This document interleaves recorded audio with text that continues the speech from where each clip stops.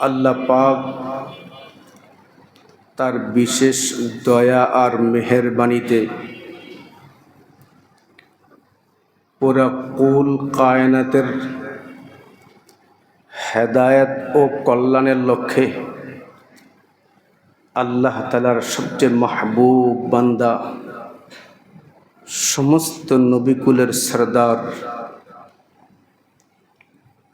সমস্ত জগতের নবী জনাবে মুহাম্মদ রাসূলুল্লাহ সাল্লাল্লাহু আলাইহি ওয়াসাল্লাম দুনিয়াতে পাঠিয়েছেন। সেই রসুলের জিন্দিগির অংশসমূহ থেকে একটি গুরুত্বপূর্ণ দিক নিয়ে একটি বিশেষ উদ্দেশ্য সামনে রেখে ধারাবাহিক কিছু কথা উপস্থাপন করার চেষ্টা করতেছি। রাসূল করিম সাল্লাল্লাহু আলাইহি ওয়াসাল্লাম প্রত্যেকটা মানুষের জন্য, চাই সে ইমানদার চাই সে বেঈমান, প্রত্যেকটা শ্রেণীর জন্যই আল্লাহর রসুল রহমত ছিলেন। আল্লাহ তাআলা যাকে কবুল করেছেন ওই রহমত সচক্ষে দেখার সাথে সাথে ঈমান নসিব হইছে, আর যাকে আল্লাহ কবুল করেননি সচক্ষে নবীর শত শত মুআজিজা, শত শত রহমতের লক্ষণ দেখার পরেও তার অন্তর সজাগ হয়নি। আল্লাহ রসুলের 10 বৎসরের খাদেম আল্লাহ নবীর সোহবতে 10টি বৎসর যিনি কাটাইছেন, এনার নাম হলো আনাস ইবনে মালিক রাদিয়াল্লাহু তাআলা আনহু। আমরা সবচেয়ে সহজভাবে চিনি আনাস রাদিয়াল্লাহু তাআলা আনহু। উনি আল্লাহ নবীর 10 বছরের খাদেম। খাদেমের কাছ থেকে একটা ব্যক্তির অনেক গোপন তথ্য নেওয়া যায়। আমাদের সমাজে অনেক মানুষ সমাজে অনেক ভালো,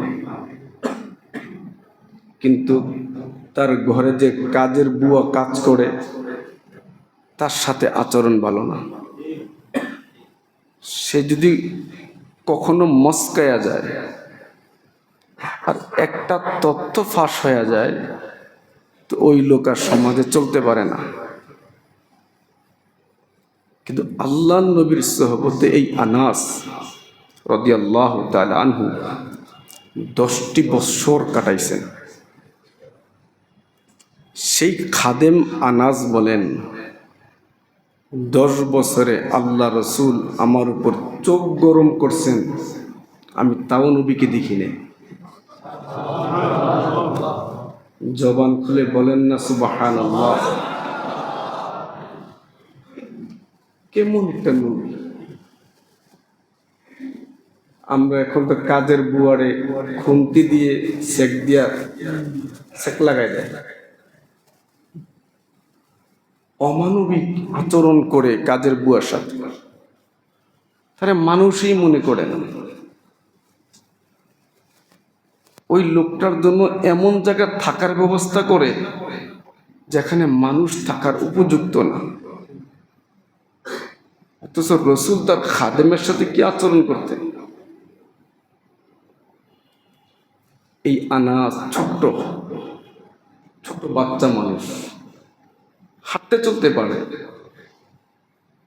ছোট বয়সে আনাসের আম্মা উম্মে সুলাইম রাদিয়াল্লাহু তাআলা আনহা ছোট্ট আনাসকে নবীর কাছে নিয়ে আসছে। এসে বলে, ইয়া রাসূলুল্লাহ, এই আনাসকে আপনার দরবারে আমি ওয়াকফ করে দিলাম, রেখে গেলাম। আপনি তার জন্য বরকতের দোয়া করেন। আল্লাহ রসুল তখন দুইটা দোয়া করছে, এ আল্লাহ, আপনি আনাসের সম্পদে বরকত দেন। আয় আল্লাহ, আপনি আনাসের হায়াতের মধ্যে বরকত দেন। রাসূলের এই দোয়ার বরকতে সাইয়েদনা আনাসের ফসলে এমন বরকত হইত, পুরা মক্কা মদিনায় প্রত্যেক খেজুর বাগানে খেজুর ধরে বছরে একবার, আর সাইয়েদনা আনাসের খেজুর বাগানে খেজুর ধরে বছরে দুইবার।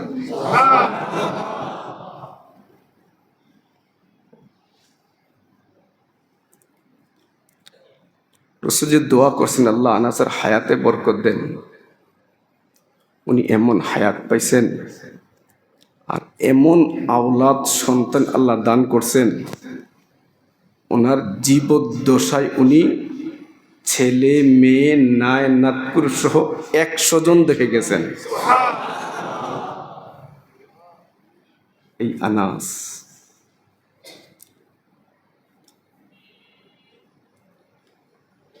আনাস রাদিয়াল্লাহু তাআলা আনহু বলেন, একবার আবু তালহা উনি বাড়িতে এসে বলেন তার বিবি উম্মে সুলাইমকে,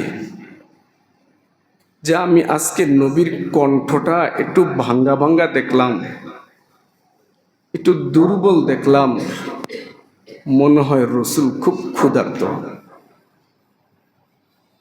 আনাসের মাকে আনাসের বাবা বলতেছে যে আমি আজকে নবীর কণ্ঠটা একটু চাপা চাপা দেখলাম, মনে হয় রসুল খুব ক্ষুধার্ত, ঘরে কি কিছু আছে? কথাগুলো খুব মনোযোগ দিয়ে শুনেন। তো উম্মে সুলাইম বলে, ঘরে তো তেমন কিছু নাই, কয়েকটা জবের রুটি আছে, এগুলো ছিললে বেশি হবে না, 1-2 জন ব্যক্তি একটু তৃপ্তি সহকারে খেতে পারবে। বাস একথা শুনেই আবু তালহা রাদিয়াল্লাহু তাআলা আনহু উম্মে সুলাইম একটা কাপড় টান দিয়ে এনে এই জবের কয়েকটা টুকরা রুটি একটা কাপড়ের টুকরার এক পাশে একটু গিট্টু দিয়ে বেঁধে দিলেন। গিট্টা দিয়ে বেঁধে দিয়ে এই আনাস তখন ছোট, তো সাইয়েদনা আনাসের মাথায় দিয়ে আল্লাহর নবীর দরবারে পাঠালেন, নিয়ে যাও। রুটি কিন্তু অল্প কয়েকটা।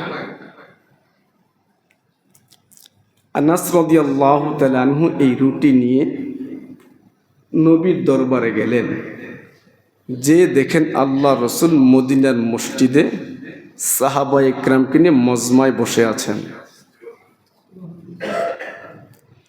সাইয়েদনা আনাসকে দেখে রসুল বললেন, আবু তালহা পাঠাইছে? সাইয়েদনা আনাস বলেন, জি। খাবার দিয়ে পাঠাইছে? বলে, জি। চলো। চলো বলার সাথে সাথে রসুল একা চলেননি, পুরো মজমা চলছে। এই দৃশ্য দেখে আনাস তো আর হুঁশ নেই, যে রুটিতে এত মেজমানের হবে, এত মেহমানের হবে না।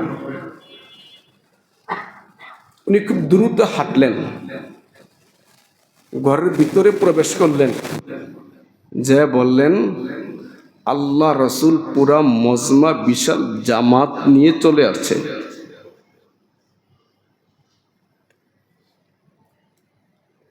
আবু তালহা ঘর থেকে বের হয়ে আসলেন, আয়সা থেকে বিশাল কাফেলার দরজার সামনে, রুটি হবে সর্বোচ্চ 1 থেকে 2 জনের। আমাদের সমাজে এই অবস্থা হইলে ঘরের মহিলারা হুজুরে মারার আগে গরলারে মারতো। তোমরা এমন হুজুরগুলো গিয়েছিল, তাকে আওয়াল ফতান নাই, দাওয়াত দুই একজনের, আয়ে 10 জনের। তো বেচারা হুজুরের উসিলায় বাড়িওয়ালা মারি খাওয়া লাগতো। যদি আমার চান্সাদে কেমন নাই, অন্য এলাকাগুলো আছে। আবু তালহা রাদিয়াল্লাহু তাআলা আনহু আল্লাহর নবীকে সাথে নিয়ে ঘরের মধ্যে একা প্রবেশ করলেন। আল্লাহ রসুল বললেন, কি আছে তোমাদের? বলে, ইয়া রাসূলুল্লাহ, এই কয়টা রুটির টুকরা। আল্লাহ রসুল বললেন, সবর করো। রসুল ওই রুটিগুলোর সামনে রেখে দোয়া করলেন।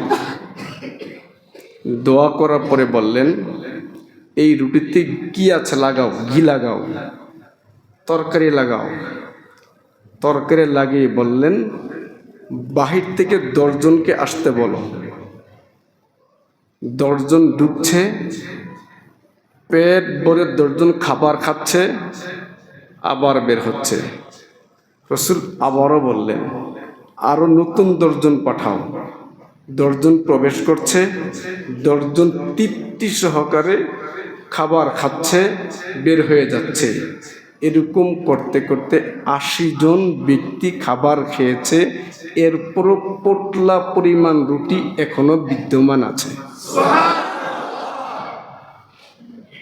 তিনি আমার আপনার রাসূল। যদি তার ছোঁয়ায় খাবারে এত বরকত, যদি ওই নবীর আদর্শ পুরা জিন্দিগিতে ফিট করি, কেমন বরকত, এটা আমরা আপনাদেরকে বুঝাইতে পারতেছি না। এটা আমরা আপনাদেরকে বুঝাইতে পারতেছি না।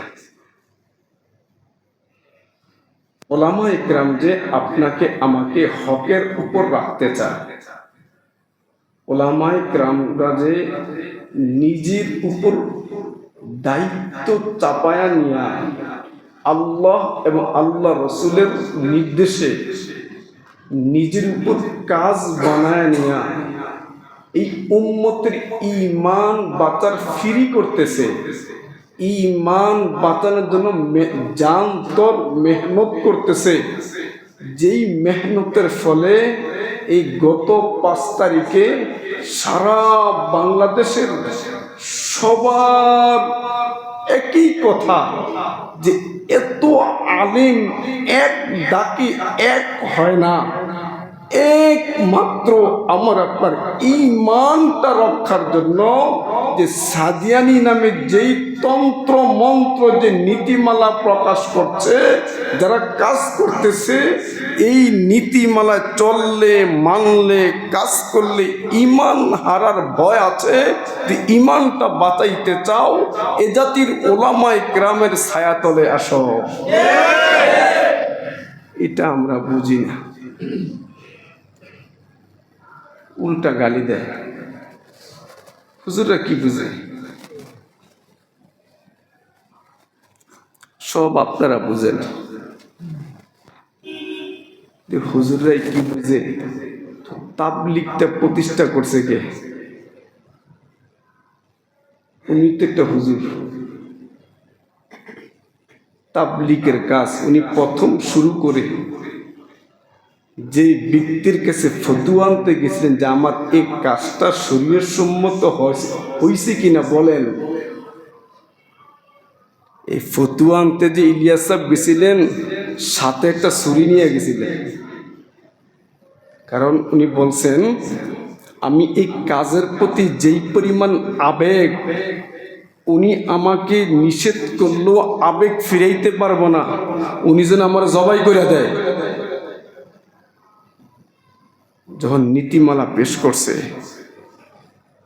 মুফতি আজম দারুল দেওবন্দ মুফতি কেফায়েতুল্লাহ সাহেব, যার ফতোয়ার ভিত্তিতে তাবলীগের কাজ শুরু হয়েছে, উনি একটা ইঞ্জিনিয়ার।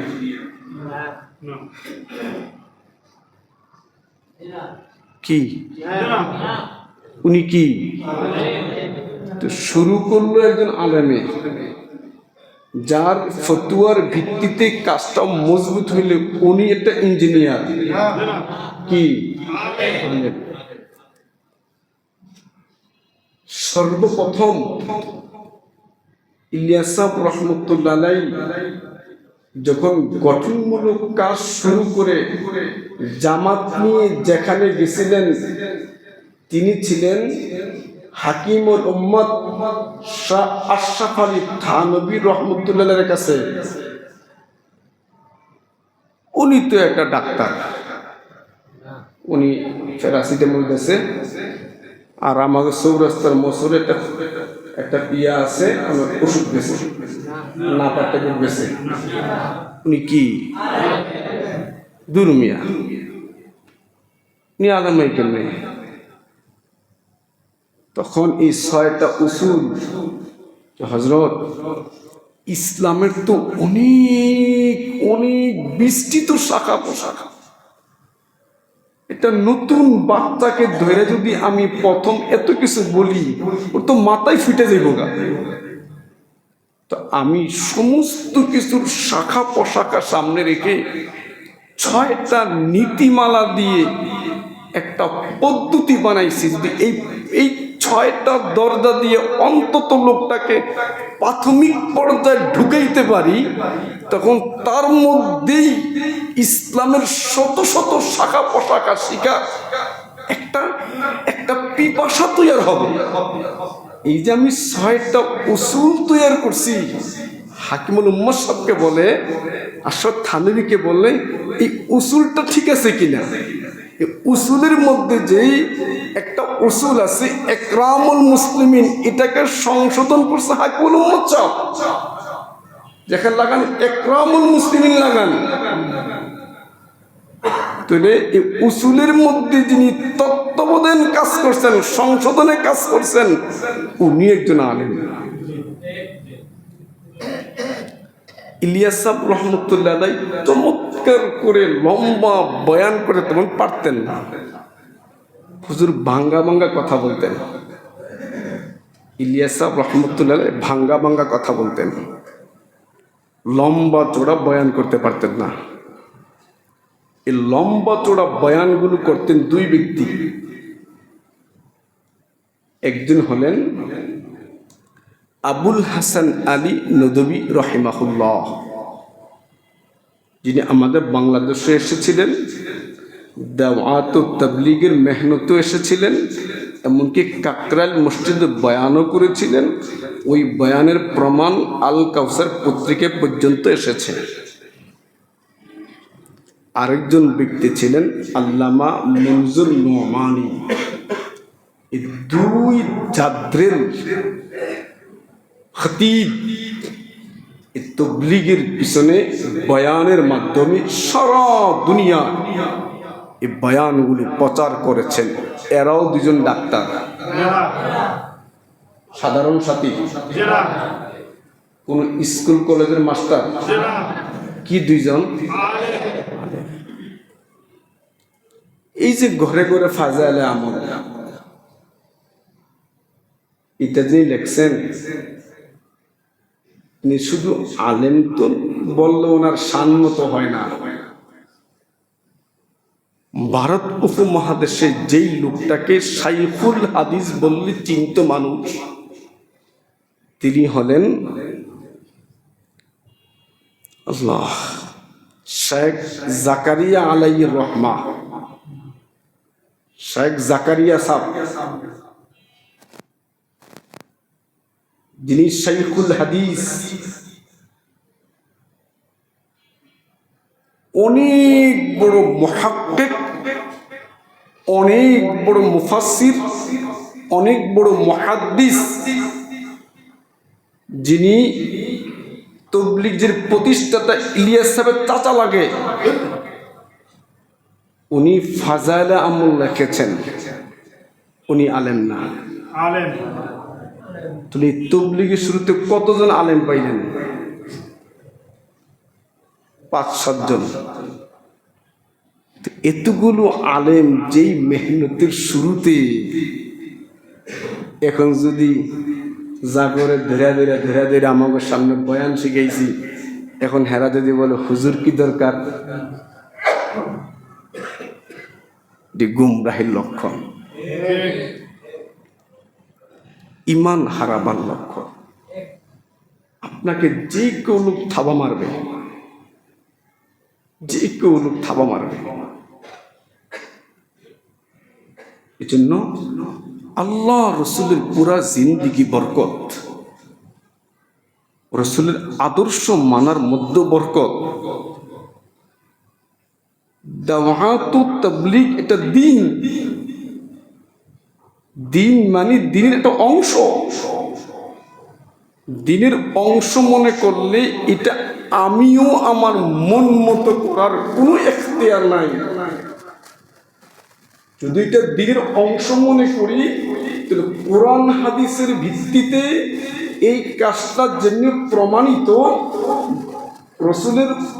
রসুলের হাদিস আর আল্লাহর নির্দেশের জন্য প্রমাণিত, ওই প্রমাণিত কাজটাকে এলাকা ভিত্তিক যেমনি মেহনত করলে উম্মত সহজে বুঝবে, আমল করতে সহজ হবে, ওই আমলের কর্ম পদ্ধতি মুরব্বিরা যেরকম কোরআন ও হাদিস ভিত্তিক ফর্মুলা বাতলাইছেন, ওই ফর্মুলা অনুপাতে কাজ করাও জরুরি।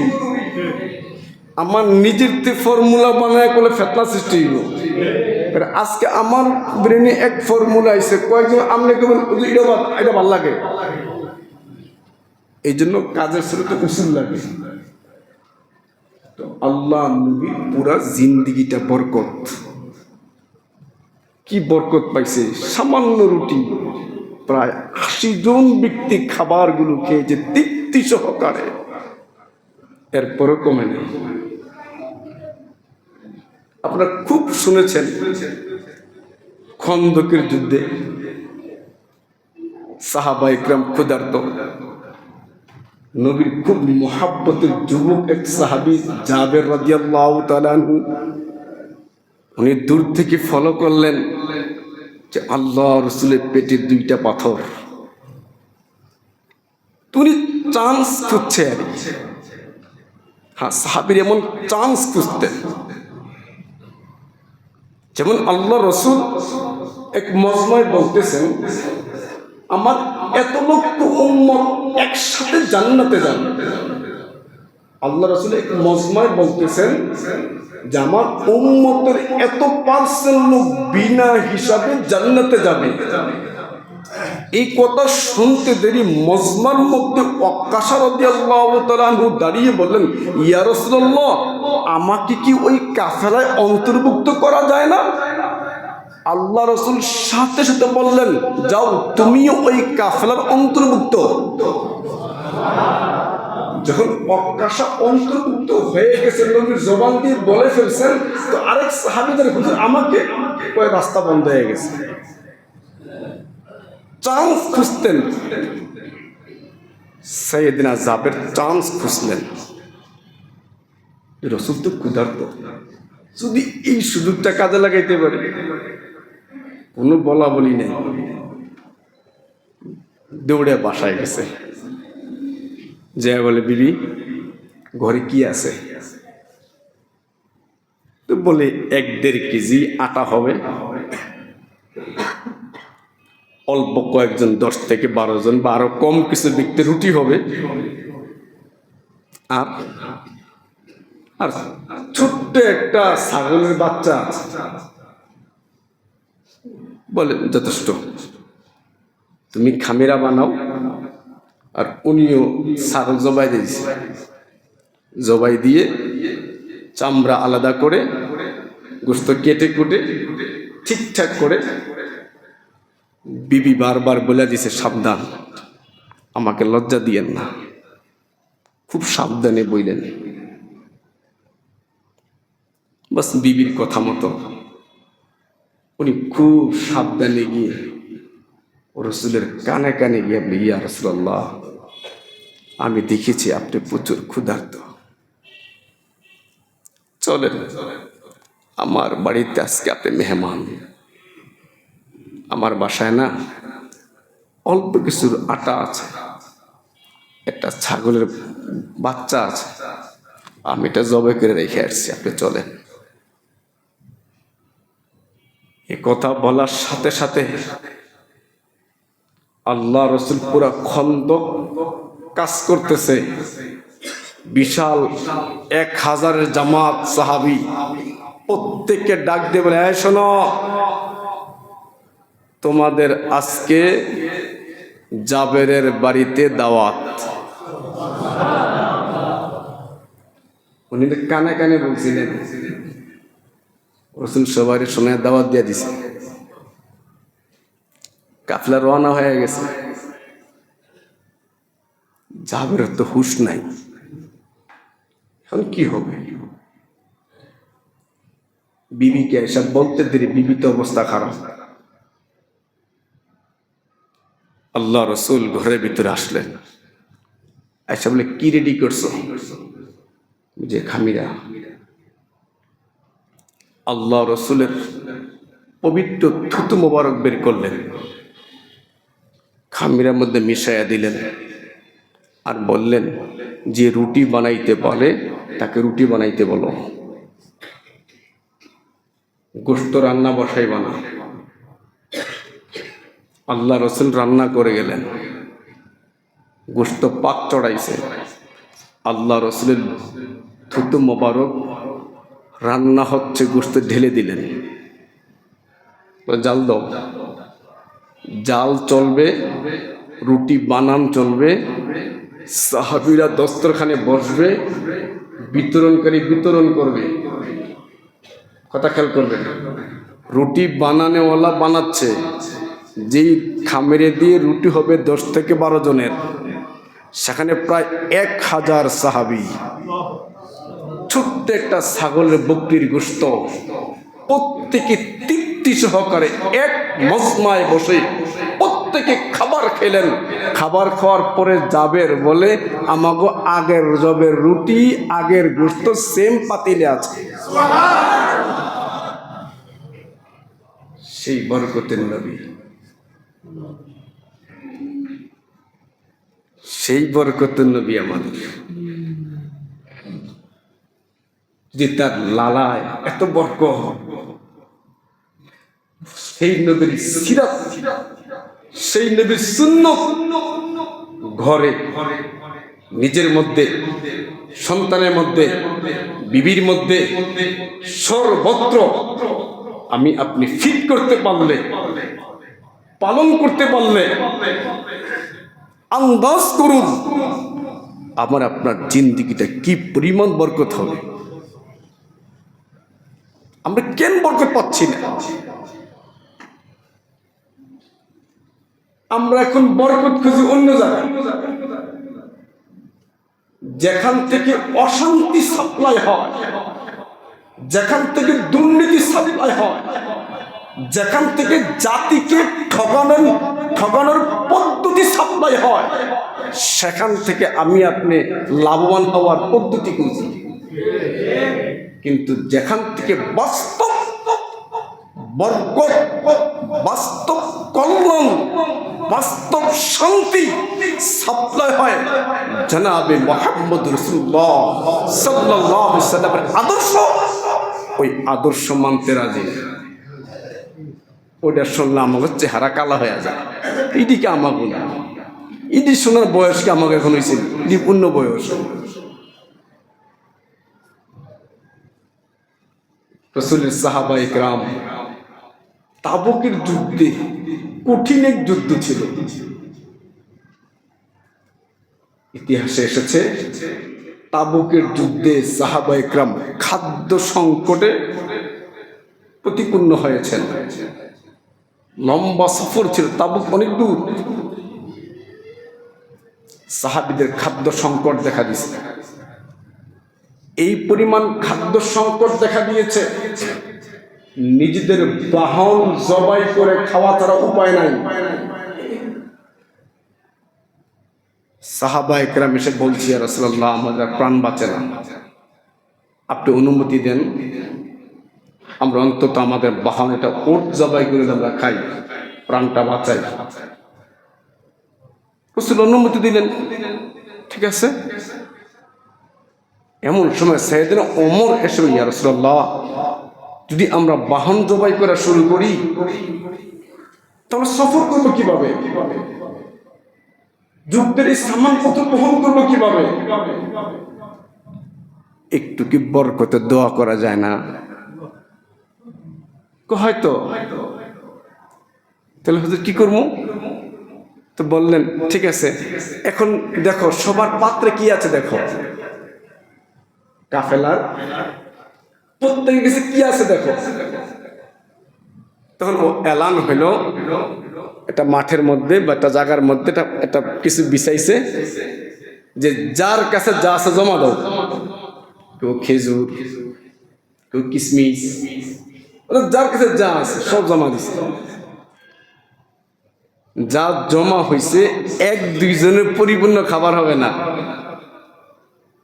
আল্লাহ রাসূল ওই সামান্য খাবারে বরকতে দোয়া করলেন।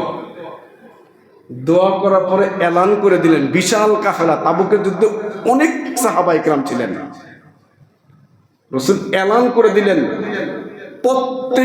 প্রত্যেকের রুচি সম্মত, প্রত্যেকে তৃপ্তি করে, প্রত্যেকের পাত্র পূর্ণ করে, যে যা পছন্দ করো প্রত্যেকে খাবার ঢুকাও। অথচ যা জমা করছে দুই তিন জনের খাবার হবে না, এর মধ্যে ঢুকাও। পুরো কাফেলার হাত পাকে প্রত্যেকটা সদস্য, প্রত্যেকের নিজ নিজ ভাণ্ড পরিপূর্ণ খাবার। এরপরও তাকায়া দেখে যা জমা করে তাই পরে রয়েছে।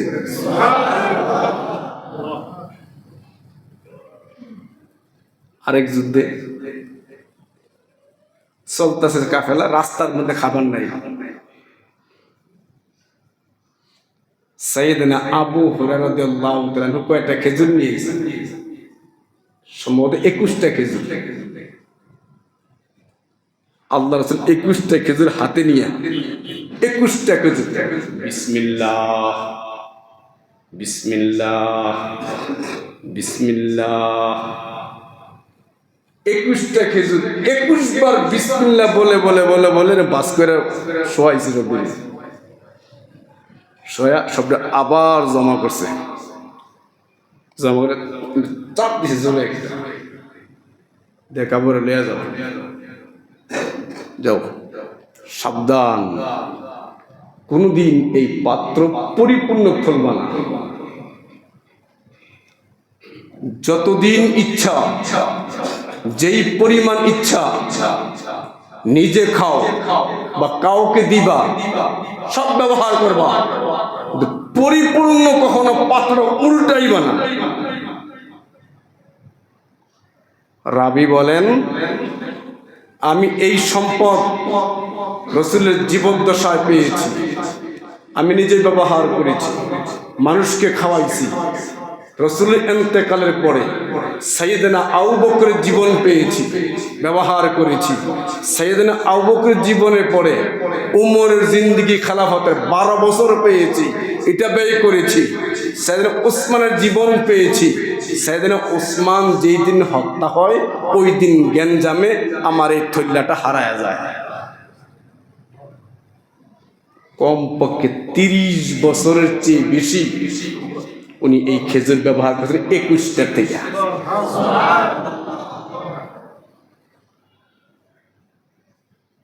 চিনলাম না নবী, চিনছি পিচ্ছি হান্নান,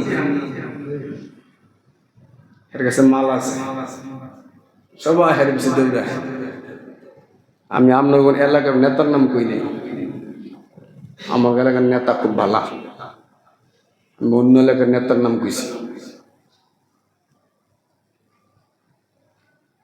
আমরা চিনছি টাকাওয়ালার সিটি, যাদের কাছে সুখপথে গেলে, যাদের পাশে বসলে, যাদের মুসাফা করলে গুনাহ ঝরে, তাদেরকে চিনি না। এদেরকে নাথিং মনে করে, কি এরা কিছুই না। শ্বাসটা বন্ধ এলো তখন দেখবা তারা কি। শ্বাস থাকাকালে যাদেরকে কিছু মনে করেছ, তখন দেখবা তারাই তোমার কিছুই না। যাদেরকে নাথিং মনে করেছ, তখন দেখবা তারাই তোমার আদালত পাড়ায় তারাই কথা বলতেছে। ওই দিন প্রত্যেকে চিৎকার দেবে, হ্যাঁ কারে বন্ধু বানাই না,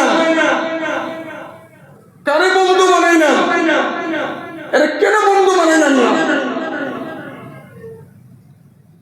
তখন এই নেতার কলার ধরবে প্রত্যেকে, তুই আমাদের ধ্বংস করছিস। ওই দিন কাজ হবে। জনাবে মুহাম্মদ রাসূলুল্লাহ সাল্লাল্লাহু আলাইহি সাল্লামের এই পরিমাণ বরকত খাবারের মধ্যে।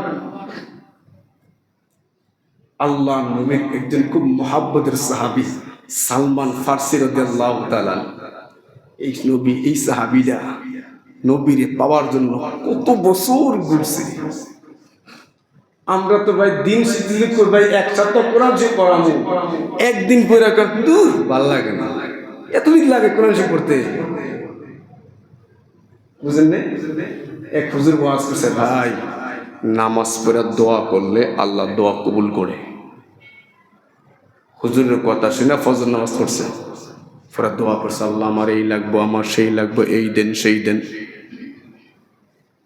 জোহরও পড়ছে, আসর নামাজ পড়ে কো তুইও তো ডাকলাম, আল্লাহ তো আওয়াজ দিল না। দুই ওয়াক্ত নামাজ পড়ে আল্লাহ ডাক দেন একা, বিরক্ত হয়ে গেছে গা। এই লামাগ অবস্থা, ধৈর্য নাই, আমাকে ধৈর্য নাই। সালমান ফারসি রাদিয়াল্লাহু তাআলা আনহু কত রাজার দরবার, কত পাদ্রীর কাছে একটা স্বাধীন মানুষ গোলামিয়াতের জিন্দিগি বরণ করতে করতে করতে করতে কত ব্যক্তির হাতে গোলাম হয়ে বিক্রি হইতে হইতে শেষ পর্যন্ত আল্লাহর নবীর বিবি সাইয়েদনা খাদিজা রাদিয়াল্লাহু তাআলা আনহার আত্মীয়র হাত ধরে আল্লাহর নবীর কাছে এসে বসে। এক পর্যায়ে ইমানের দৌলত নসিব হইছে, তখনও সে গোলাম। এখন তিনি গোলামিয়াত থেকে মুক্তি পেতে চান। তো আল্লাহ রাসূল বললেন, তুমি তোমার মনিবের সাথে কথা বলো, সে কোন পন্থায় তোমাকে মুক্তি করতে চায়। রাসূলের কাছ থেকে আশ্বাস পেয়ে সালমান ফারসি রাদিয়াল্লাহু তাআলা আনহু উনি ওনার মনিবের সাথে কথা বললেন, আপনি আমার একটু মুক্তির ব্যবস্থা করেন। শুনেন, এ কথা বলার পর মনিব বলে, আমি তোমাকে দুই শর্তে মুক্তি করতে পারি। এক নম্বর শর্ত, আমাকে 40 ওয়াসাক স্বর্ণ মুদ্রা দেওয়া লাগবে, মোটা অঙ্কের, অনেক ওজনওয়ালা সম্পদ। স্বর্ণ উনি গোলাম, এত স্বর্ণ পাইব। 2 নম্বর, আমাকে 300 খেজুর গাছ লাগাই দিবা। 300 খেজুর গাছে খেজুর ধরবে, পাকবে, তারপরে আজাদ দেবে। ওরে ভাই, এটা খেজুর গাছ লাগাবে একটা না 300, বেটা গোলাম এতটাই পাইব, স্বর্ণ পাইব। আর খেজুর লাগাইলে হবে না, এই গাছ বড় হইব, একটা গাছ বড় হইতে লম্বা সময় লাগে, এরপরে খেজুর ধরবো, এরপরে পাকবো। আল্লাহ নবীকে ইয়া রাসূলুল্লাহ, কঠিন এক শর্ত। আল্লাহ রাসূল সাহাবায়ে কেরামের জামাতকে ডাকলেন, তোমার এই সাথীর ব্যবস্থা করো। সবাই স্বর্ণ মুদ্রা দান করছে, স্বর্ণের ব্যবস্থা হলো। আর বললেন, তোমরা কেউ 10টা চারা, কেউ 5টা চারা, যে যা পারো এরকম 300 চারা ব্যবস্থা করো। ব্যবস্থা করছে। আল্লাহ বললেন, সালমান তুমি গর্ত করবা, ওই গর্তের মধ্যে আমি খেজুরের চারাগুলো বপন করব। সালমান ফার্সি গর্ত করেন। আল্লাহ রাসূল তার নবুয়তি হাতে 300 খেজুর গাছ বপন করলেন। যে খেজুর গাছ পরিপূর্ণতায় আসে, এরপরে খেজুর ধরে 1 যুগ লেগে যায়। সেই খেজুর গাছ 1 বছরের মাথায় বড় হয়ে একটা খেজুরের চারাও মরে নাই। প্রত্যেকটা খেজুরের গাছ 1 বছরে পূর্ণ হয়ে পরিপূর্ণ খেজুর ধরে পেকে 1 বছরে সালমান ফার্সি মুক্তির ব্যবস্থা হয়ে গেল। সেই মা আমার আপনার নবী, আমার আপনার রাসূল। এই জন্য আল্লাহ নবীর জিন্দেগিটা এত বরকত। আল্লাহ নবীর পুরো জিন্দেগিটা এই পরিমাণ বরকত। ওয়ারাফা'না লাকা যিকরাক, আল্লাহ তাআলা বলেন ওয়ারাফা'না লাকা যিকরাক। এ নবী, আমি আপনার আওয়াজ, আমি আপনার নাম কি উঁচু করি নাই? तकबीर में कलमा में नमाजों में अदा में नाम अल्लाही चमना नाम मुहम्मद।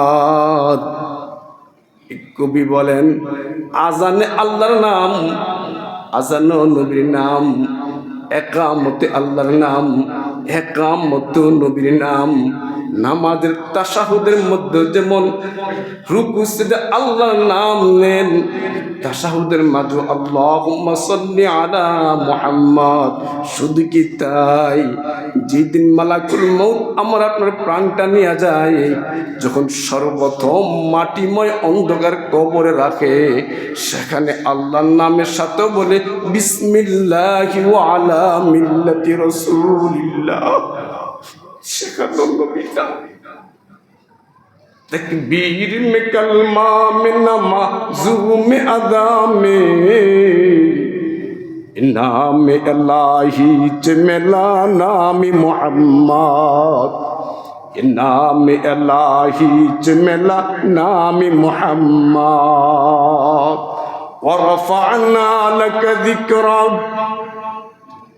আল্লাহ বল, নবী আপনি ভয় পাবেন না, ওরে একটা কাগজে আপনার নাম মোহাম্মদ কাটবে, 1,00,000 কোটি মোহাম্মদ বলনেওয়ালা সৈনিক তৈরি হবে।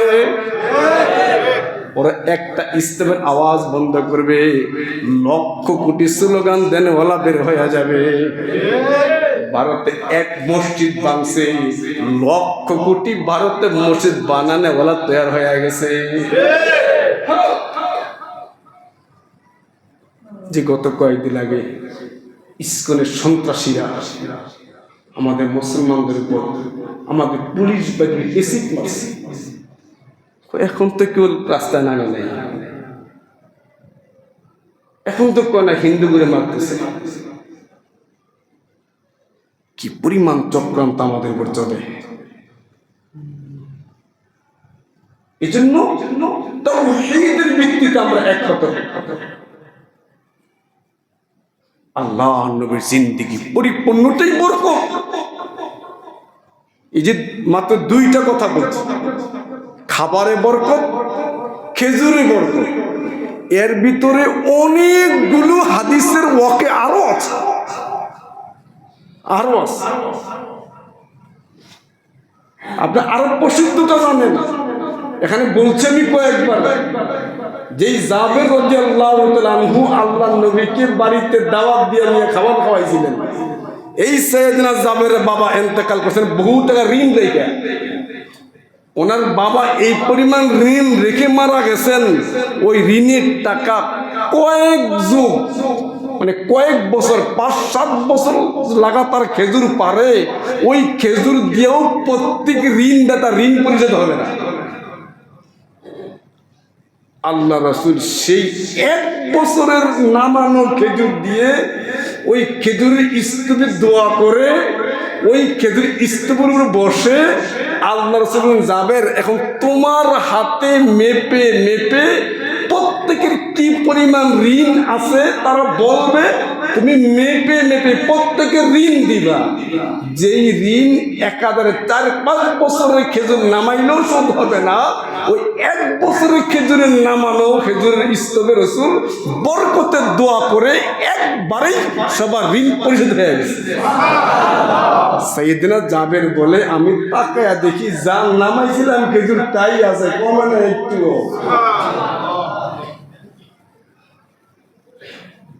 এই জন্য ভাই আমরা যে বলবো বরকত, বরকত